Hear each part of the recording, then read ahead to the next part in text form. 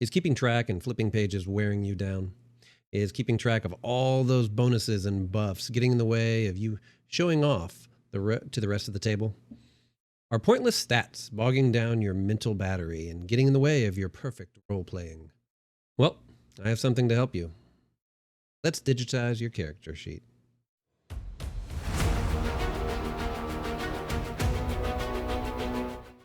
Now, I know that over the past years, a lot of us have gone from in-person games to virtual tabletops out of necessity of one kind or another. And there's nothing wrong, as most of my games are with people thousands of miles away. Now, most people consider a VTT just for that, though. I found other ways to utilize VTT or our virtual system other than for my online play. In fact, I had a rogue that went through Rise of Tiamat and Horde of the Dragon Queen.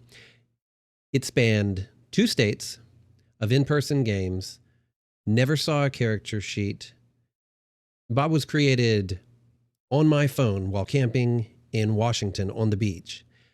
Stayed there during a visit to the center of the country for Together Play and finished up on a digital character sheet finally in Roll20 as we defeated the Cult of the Dragon Queen.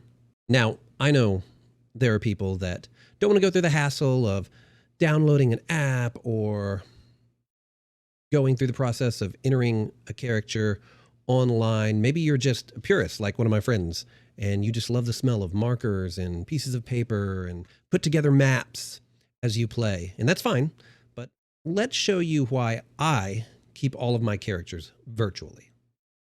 Now, as a player, I do this not only because most of my games are online, but also because it allows me to keep track of them and update them wherever I'm at.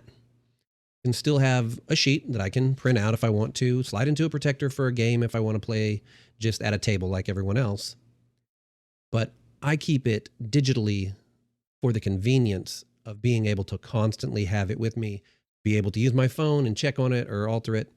As a DM, this allows me to look over everybody's build before or anytime during a game as well.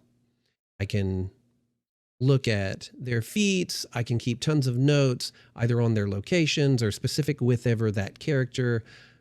With certain items, I can put large descriptions on it. It's good for keeping art together. And I'm not saying that I'm always prepared for a game, being that I keep it digitally, but my wife runs around with D20 earrings. I have dice rollers on my phone. I have ran games on the fly from our phones, creating everybody's characters. So, I mean, it could happen. So our big deal right now is what program to use as a player. Now, you can use your Drive or cloud somewhere to keep a picture or a PDF or just a spreadsheet like this of your character sheet. Been there, done that. Back in the day, I used to do that for all my players, even whenever they wrote it down, specifically so that I could look at their character sheet and plan our adventure accordingly, because I did a whole bunch of custom stuff back in the day.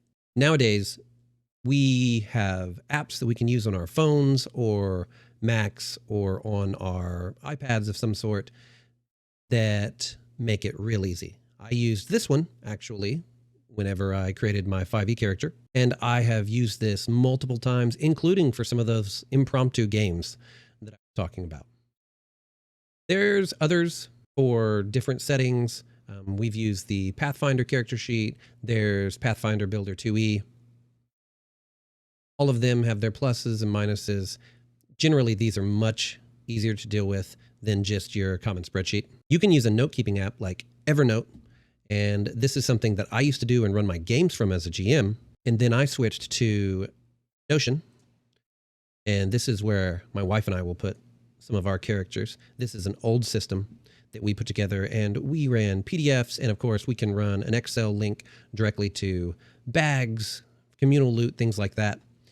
And then at my wife's request, I made one of these for Pathfinder as well as 5e that allows you to add buffs, and you can see the relation of C and strength and stuff, and you can don and doff armor, and I even have a bag system all put together for it. So we can run our characters off of a laptop or a tablet and sit around with our friends at my table. D&D Beyond is one of the most well-known, but even as a player, you may have to shell out some coin just for making your characters for yourself. Roll20 is a good standby and one that I recommend for people looking to get into the hobby and want to have their character sheet digitized. It is also a great way to have a character in a game that may or may not have to go all digital some days or not. Bad weather, on a business trip, on a vacation, and don't want to miss your game? Well, here you go. There's no investment. You have access to a character creator for your 5e games and some others. You can also purchase modules. It's great for easy setup. There is a paid version, which is great if you want to have access to extra features, kind of like dynamic lighting, which is great. I used Roll20 for years. And I still play with some people that do nowadays, depending on if we're playing online or in person. I prefer Foundry. Now, to let you know, I use Foundry because I use it to run my games on, which means I purchased it to begin with, and any game my players are in with me, they have access to their character sheets for that game, whether it's in person or online. The bad thing is that as a player, if you don't own a license, you have to have access to this sheet by having access to your game that your character is in. So a link to the license holder's PC, if they keep it on that, or to a game on a game server somewhere. And if your GM is running another game, you're out of luck. So for most people, unless you also run games or intend to run your games on Foundry, I just recommend using Roll20. While for most of the parts we use real dice in person, and I have used them during virtual games as well, most of us have dice apps. But at high level play, a virtual character sheet can come in real handy. I have taken Pathfinder 1e games to level 20. Doing so opens up, depending on builds, a lot of rolls. My wife had a monk that, on a good turn, could roll a total of 145 dice. While we tried to do this in person a few times, we eventually conceded to her math exhaustion and allowed her to roll everything on Roll20. And it's not just the Pathfinder setting. I have seen this in mid-levels for 5e games as well.